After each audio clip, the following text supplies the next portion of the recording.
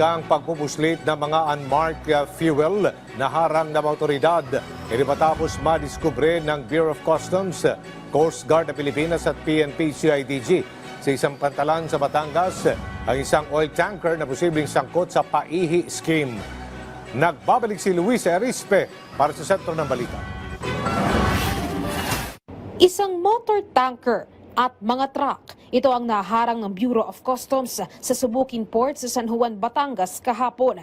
Nabisto kasi ng Customs na magpupuslit ito ng langis na nasa 217,000 liters o aabot sa 13 million pesos. Ayon sa BOC Intelligence Investigation Service, Manila International Container Port, caught in the act ang tangkang pagpupuslit ng langis. May nag-ooperate doon na dumarating na barko, saka may lumalapit na mga truck.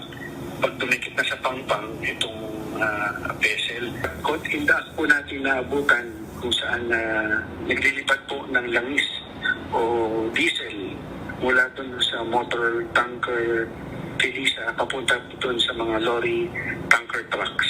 Hinala naman ng BOC, galing ang mga langis sa paihi scheme sa karagatan. Sila po ay nag-aangkat ng langis doon sa high seas o sa international waters kung saan dumidikit po sila sa isang mother vessel o malaking barko na naglalaman din ng langis at sila po ay nililipatan ng langis. Kaagad namang nilagay ng BOC sa kanilang kustodiya ang barko at mga truck. Sa kabuuan, aabot sa 128 million ang nasabat na oil tanker, trucks at langis. Patong-patong na kaso naman ang kaharapin ng mga crew ng barko kasama na ang dalawang Chinese national.